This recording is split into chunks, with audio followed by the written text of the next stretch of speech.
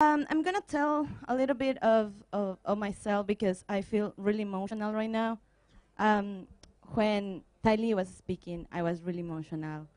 When also Shirley was speaking, I was also emotional because she said she's fighting against a mining company for over 200 years. I don't want that. It's not fair. Not fair for anyone. Why indigenous peoples we need to fight against that for such a long time? It's just not fair. Um, and my people is fighting against that. Um, well, in 2020, when I was finally finishing college, um, we received a notification that my territory, my river, and other communities around the Napo River were concessioned to a mining company. And it was very shocking because the state, the government, always forgot about us. Since 2021-22, the Red Cross built a bridge to connect my community with the rest of the other communities in the city. So it was a recent history, right? And it was unfair that after 20 years, they came to tell us that, oh no, you know what? Now we want your territory because we don't care about you. It was the message that we received, and it was very painful. I was outside the community because I told you that I was finishing college. It's almost the same story as Tylee. Our parents really think that education has to be one of our main rights because in that way we are the next step for us is to speak up for our people. And that's why I learned English. And that's why I almost forgot my native language. And it's sad because it happens to a lot of youth, a lot of children. And nobody is doing anything to change that reality. But now we are trying to go against that and proposing a lot of things. I can tell you a lot of things that we are doing right now in our territories. Actually, since we share territories with Alexis, we have this project called Runayacha that in English means knowledge of people.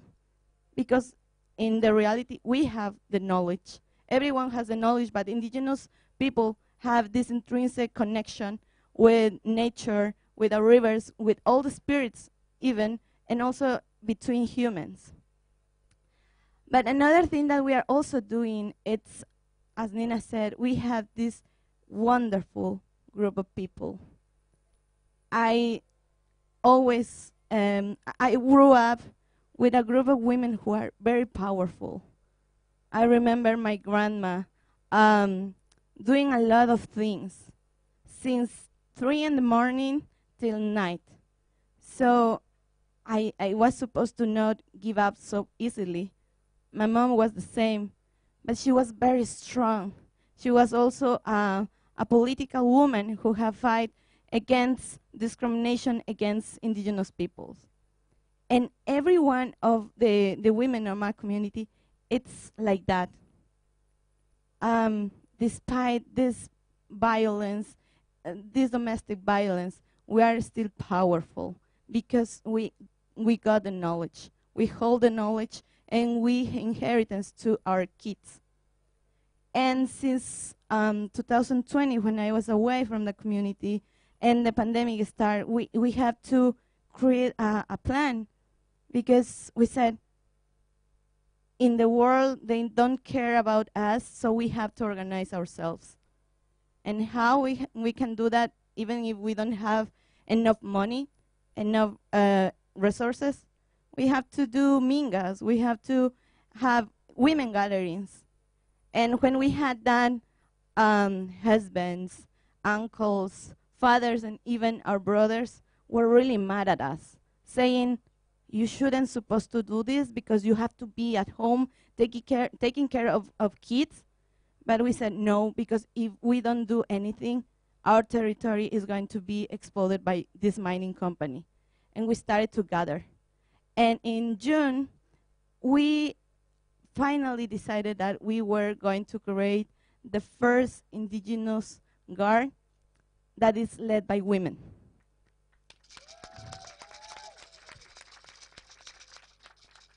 And we said, what animal, what being is gonna represent us? And we decided to go with Yuturi.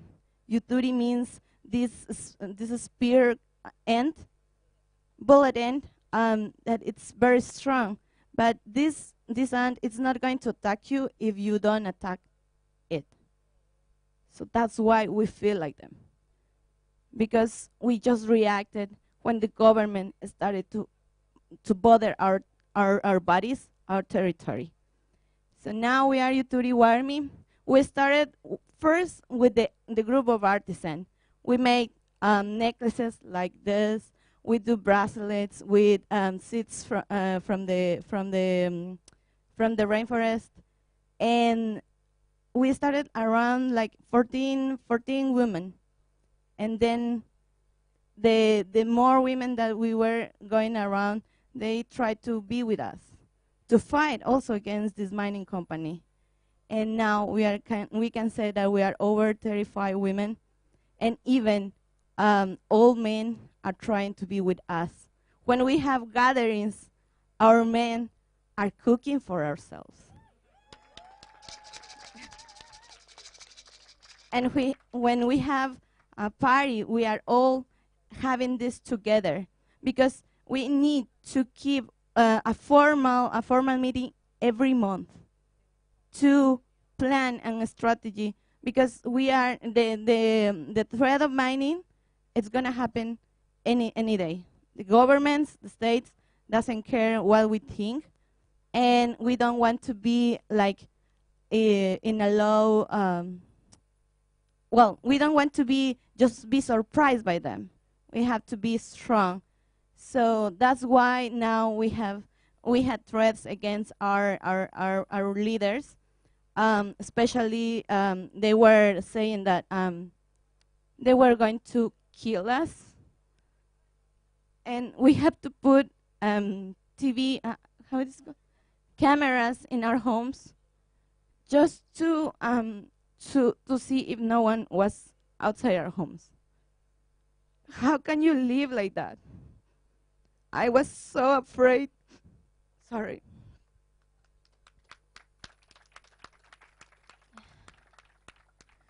I was so afraid that my mom was going to be killed just because she was protecting our home. But at the end of the day, I said, Mom, you gave everything to me, and you have a wonderful life. If you die, your legacy is going to be with all of us. And it's the same in the community. Now, the Indigenous Guard, it's been told that we are paramilitaries. We just are armed groups that are against the state and against the development. But that's not true. That's a lie. We are only women trying to keep our traditional knowledge in place to keep living. Like we did 20 years ago, before states and everything came to our land. So it's really important that you understand that these voices here, especially now as we as women have this powerful process of healing our communities, unified our communities, right? So that's why Yuturi Warmi is still alive. And since we have only our spears, it's called, to defend ourselves, now we need more accompaniment with the youth to understand that we also have rights. When we were having these meetings, I told them if they knew they have rights. They didn't know. And it's sad because I realized I have to be the bridge between my people and this knowledge from outside, that we have rights. Even nature have rights. So it's a very long process, because our elders are not understanding quite well, because it's a different total world, that we are doing the most as we can to preserve also the knowledge from our ancestors, and also the knowledge that the world is giving to us. The other thing that I want to say before I end this conversation is that as youth, we also we are also thinking that we need to be more involved in the community, because we didn't realize that we were around 300 people, and the half of all these people are youth, are under 30 years old. So we start to do these meetings. We start using social media to understand how important it is also to keep our culture. As you can see me, I'm supposed to be married by this age, having maybe 2 or 3 kids. But because of my commitment with my community, I decided to not do that yet. But at one point, I want to have kids, of course. And once my grandma told me that she wanted me to enjoy the same territory, our same river, with my kids, like I did with her and my mom. So that's why we are fighting. And that's why we keep Yuturiwarmi. That's why we have this project with the artisans that's called Haku, because we realize that for real actions against climate change, against this social justice, on social, injustice, sorry, I'm just messing up words. But all the initiatives to fight this structural system that is killing us, we have to be women-led, indigenous-led, and youth-led. Thank you.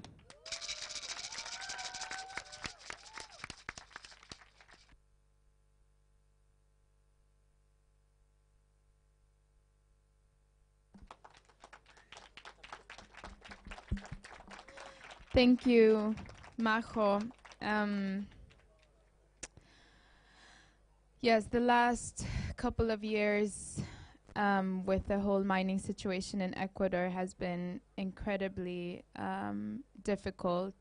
And Leo, you are from the same community as Majo, and you have also been subjected to threats like Alexis, that has also has his life threatened for protecting their homes and their rivers and their territories. Leo, you have been doing a lot of also international work around climate justice, around keeping fossil fuels in the ground. Can you share how you are building resilience in your community and beyond? Because we have also been articulating our work beyond our own communities. Please.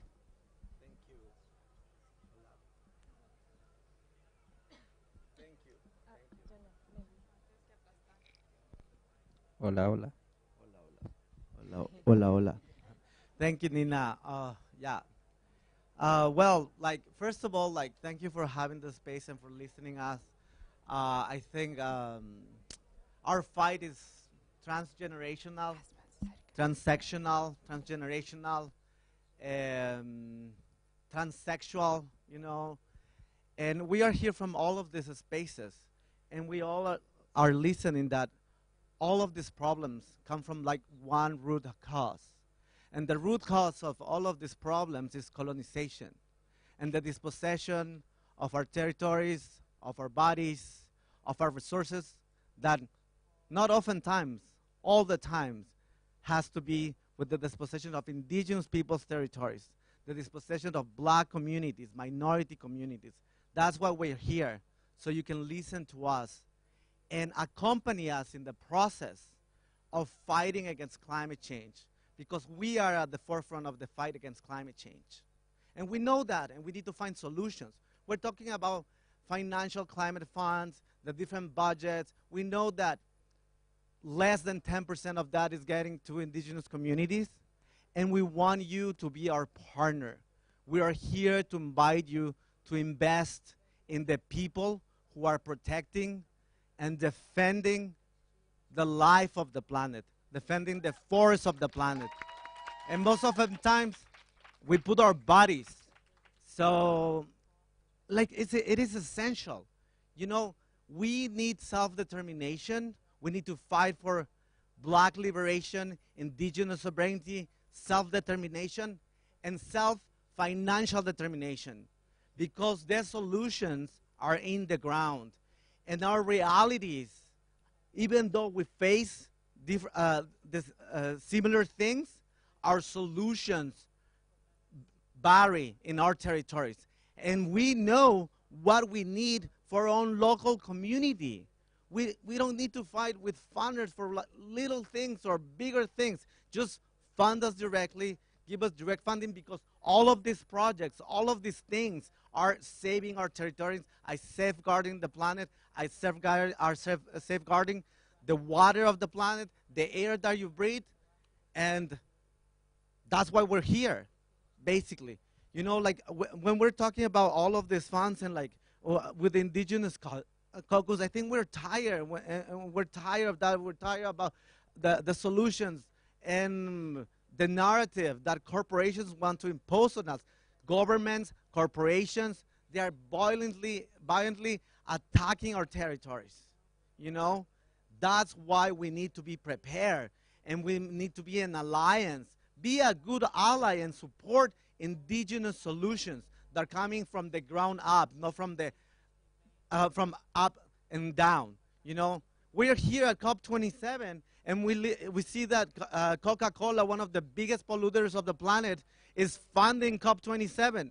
So now what are we expecting? We need definite solutions, concrete solutions, and commitments. Commitment to decarbonization, commitment to just transition, commitment to adaptation, commitment to indigenous power, to black liberation. We need to liberate our communities because, as I said before, colonization is the root cause of climate change. Without racial justice, there is no climate justice. There is no social justice. And in order to tackle climate change, we need to tackle economic inequality. We need to tackle racism. We need to tackle class. How are our communities are going to think about climate change if we don't have food on the table, if we don't have good education, access to health? So that's why I am inviting all of you to listen to us, to come to our communities, to not focus or direct your funds. Just listen to us and be our partners. Thank you, and be a good ally. Have a good night.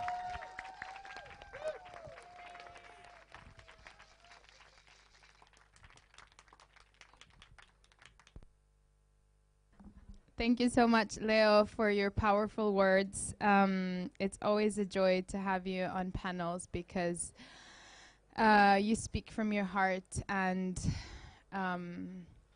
yes, also thank you to all of you here. I have been very emotional during this panel. I don't know if it was just me, but I don't think so.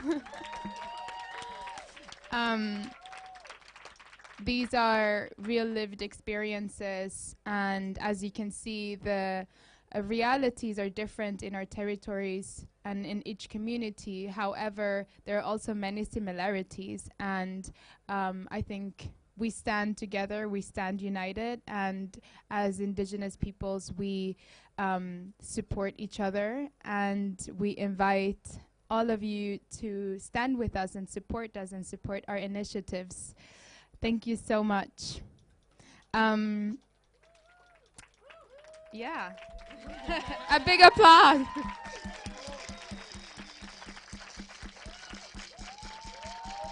Yay.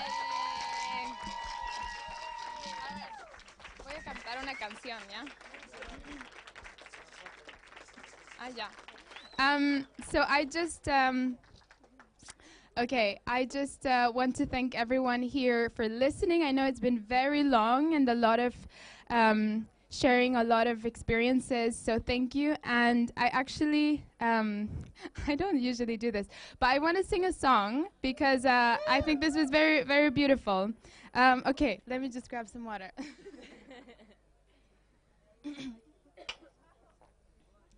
Okay. So this is a song that I learned from my grandmother. My grandmother is like, she has many, many songs, hundreds of songs in her head. And many of them are never sung in public because they're sacred. And this is a song, though, that speaks about, it speaks about leadership and unity, and about birds that are flying together. And I think that that symbolizes what we are doing. So I really want to share this with you. Okay. Charlie, Charlie, Charlie, Charlie. Chasa, chasa, chasa, chasam. Charlie supai warmiga. Ali pishku muila tamim. Hawa pishku muila tami. Tanda chisha puri guarmi maniam. Charlie, Charlie, Charlie, Charlie. Chasa, chasa, chasa, chasam.